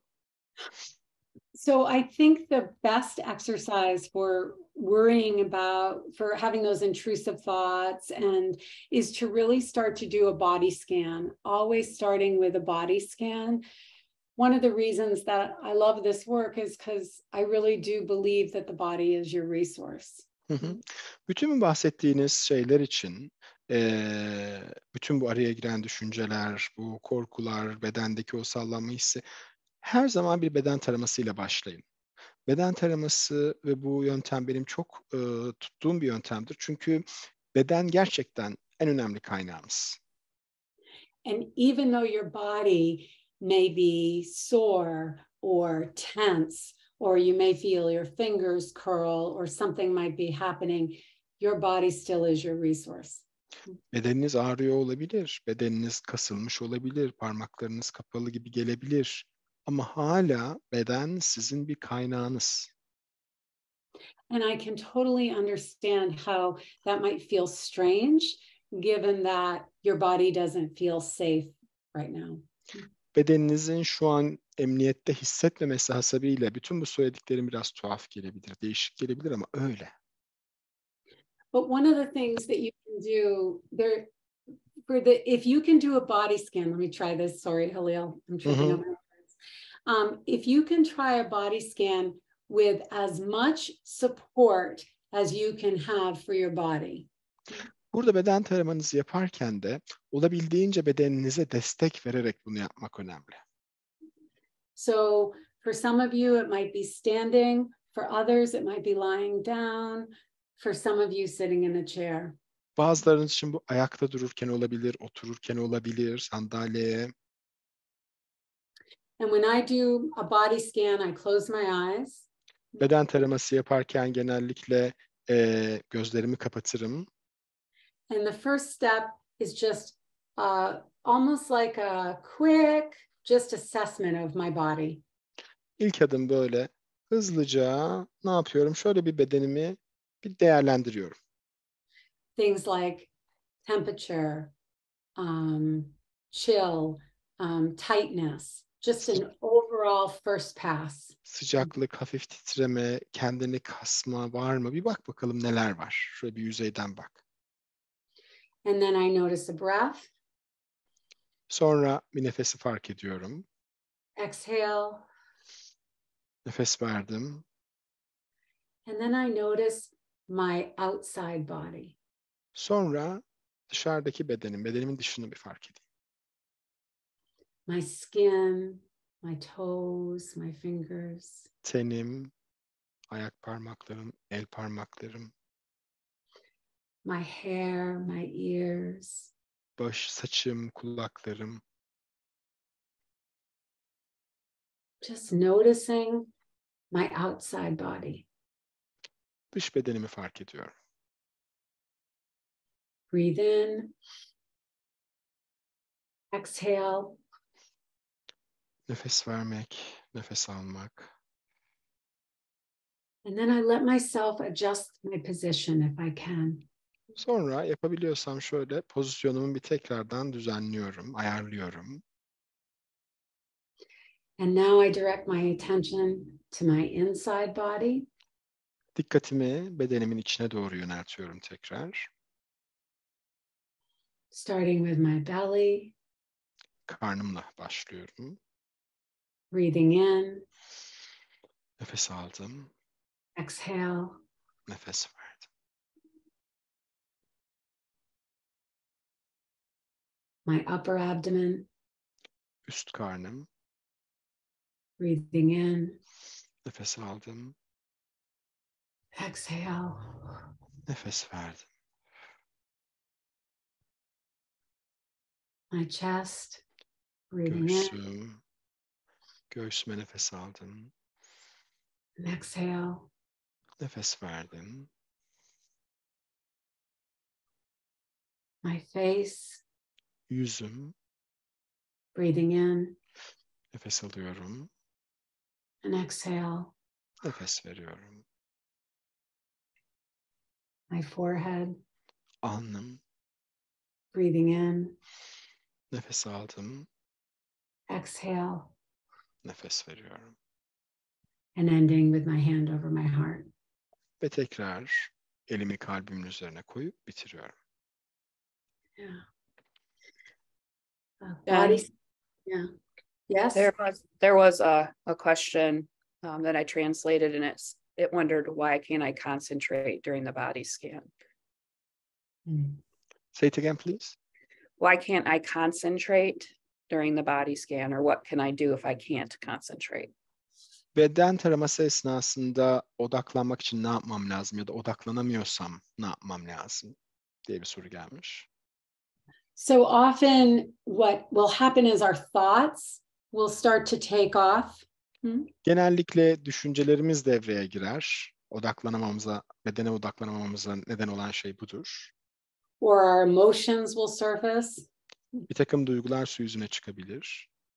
And our thoughts and emotions can be very effective at taking us away from our body. Düşüncelerimiz ve duygularımız da genellikle bizi bedenimizden uzaklaştırmak konusunda iyi bir iş çıkarırlar. So I really recommend that you try to notice something that's happening in your body. O yüzden bedende bir şey olduğunun bir farkına varmalarını isterim. So another way of doing the body scan is to tighten and loosen muscle groups. Mesela beden taramasını yapmanın bir diğer yöntemi de belli kas gruplarını önce kasmak, sonra gevşetmektir. So you can start from your feet and you can even try it now. I'm not going to bring you through the whole thing, but we can even try it now, just curling your toes. Bütün hepsini yaptırmayacağım ama şu an bile deneyimleyebilirsiniz. Mesela ayak parmaklarınızı içe doğru kıvırdığınızı fark edin, yeri tutar gibi. So you're curling your toes, making them tight and letting them go. Kapatın, ayak parmaklarınızı kapatın ve bırakın. And then you can do the same with your calves, working your way up. Aynı şeyi baldırınızla, uyluk kaslarınızla da yapabilirsiniz. Tighten your calves. Kasın, kasın, kasın uyluk kaslarınızı. And letting them go. Ve bırakın. And then working up through your thighs, you can tighten your belly, you can tighten your chest, all the way up to the top of your head. Sonra yukarı doğru kasla işte kalçalara, karna, göğüse ta kafanıza kadar bunu yapmak mümkün. But for those of you who are having a hard time quieting your mind when you're trying to be in your body, Zihnini sakinleştirmek konusunda zorlananlar varsa, bedenini sakinleştirmek konusunda, that is completely understandable. bu da tamamen anlaşılabilir bir durum.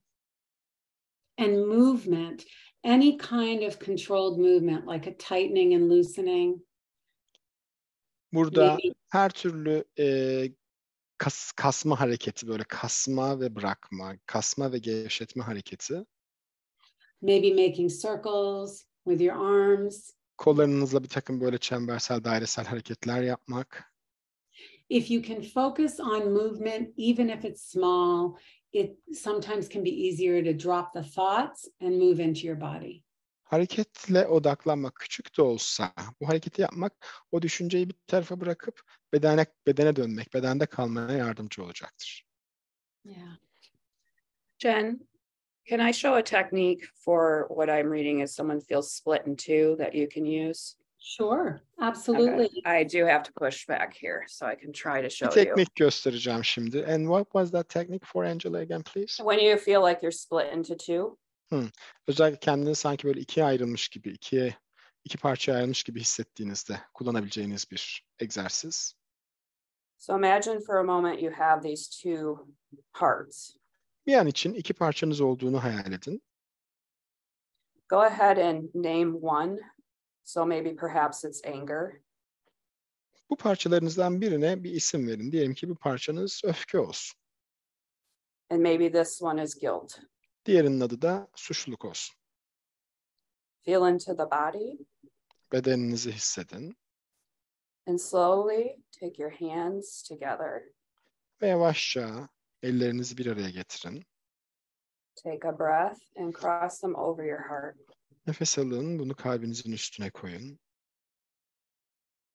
Slowly breathe in and out. Yavaşça nefes alın ve verin.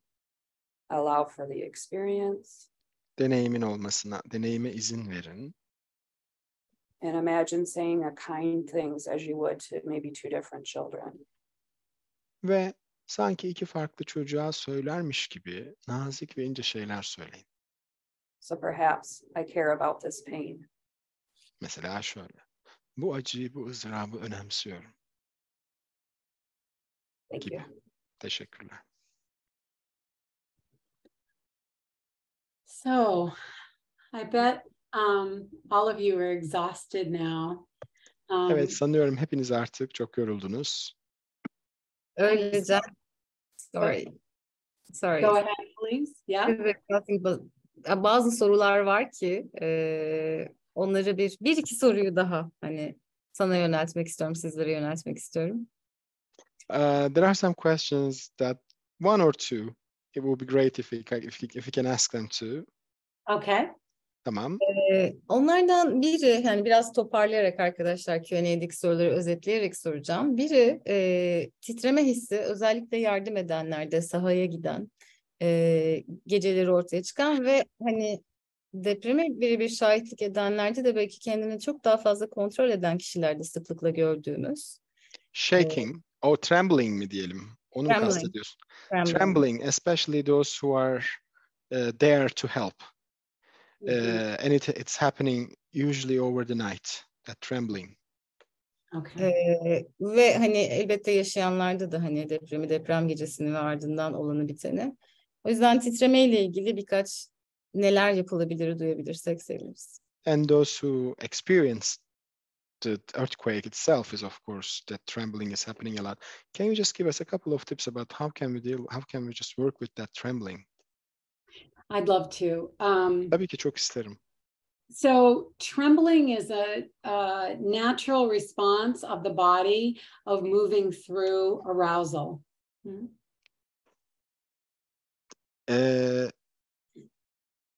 Can you say that again, please? Trembling? Or trembling or shaking or a feeling inside is often the body's way of moving through arousal. Okay. Titreme, böyle elin ayağın böyle titremesi genellikle bedende ortaya çıkan yükselmenin, uyarımın beden içinde hareket etme şeklidir. And often we feel a little frightened or disoriented by that. O olduğunda bu çoğu zaman bizi korkutur biraz. Niye böyle elim ayağım titriyor diye, niye titriyorum diye.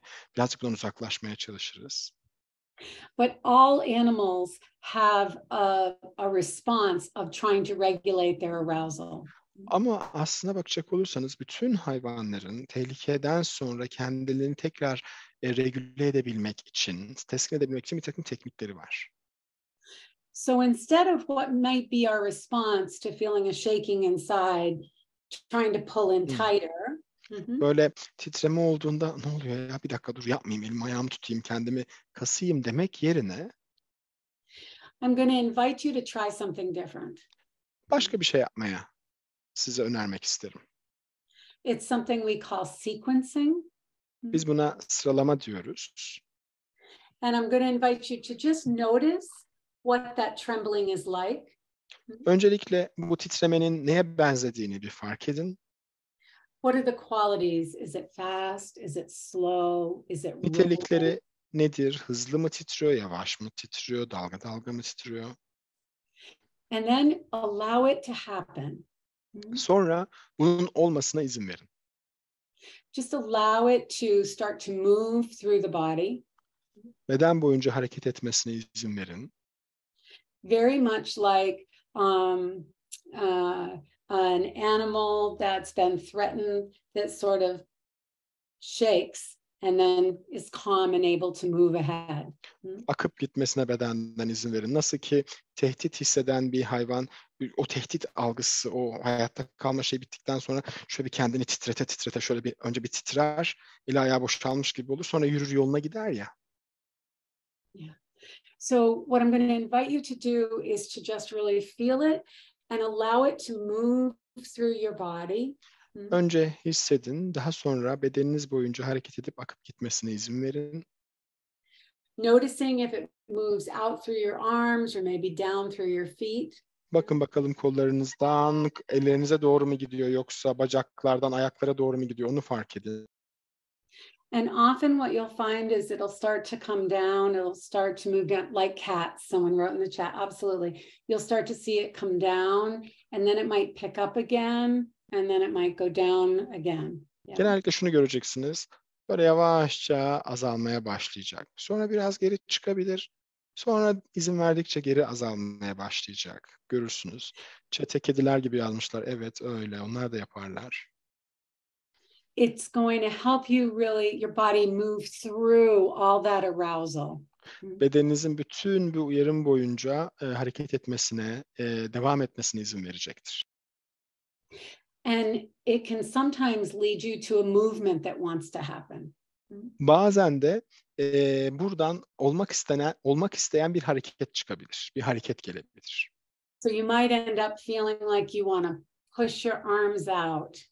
Yeah. Kollarınızı böyle itmek istermiş gibi hissedebilirsiniz kendinizi. Şunu yapmak istiyorum. O titreme oldu, bitti. Şimdi de bunu yapmak istiyorum. Or maybe you want to make that noise. Ya da bir ses çıkarmak istediğinizi hissedebilirsiniz. But the biggest thing to know is just try not to contain it or hold it back. Ama ne yapmayayım derseniz tutmaya çalışmayın, kontrol etmeye, baskılamaya çalışmayın. Particularly for those of you who are first responders or working in the area that's been most impacted. Özellikle ilk hemen olay yerine gidişenler, oradakilere yardımcı olanlar arasındaysanız, olayı yaşayanlar arasındaysanız bunun olmasına izin verin. You have tremendous arousal being held in your body. Çünkü bedenlerinizde muazzam bir uyarımı, yükselmeyi tutuyorsunuz. And as you override through the day to do your job. Ve gün içinde de işinize, gücünüze devam etmek için bunu hep baskılıyorsunuz. You're holding all of that arousal in. Yeah. Bütün o uyarımı içinizde tutuyorsunuz. So it doesn't surprise me that at night when you're trying to rest, that's when it needs to work itself out. O yüzden gece kendinizi dinlenmeye bırakmaya çalıştığınızda bunun gündeme gelmesi, bunun yüzüne çıkması beni hiç de şaşırtmıyor açıkçası. And for those of you who are therapists and working with someone that might spontaneously start to tremble or shake. Terapistseniz ve seans anında spontane biçimde ortaya çıkarsa bu elin ayağın titremesi. I really want to invite you to just be with them. Onlarla kalın. Onlarla o halleri içerisinde kalın. Reassure that shaking is perfectly normal response to trauma. Bu titremenin gayet normal bir travma yanıtı olduğunu onlara söyleyin. And just be with them with compassion as they let that arousal run through their system. Ve onlarla şefkatle kalın. O yükselme, o uyarım sistemleri boyunca akıp giderken. Please, is that, yeah? Please. Harika. Wonderful. Wonderful.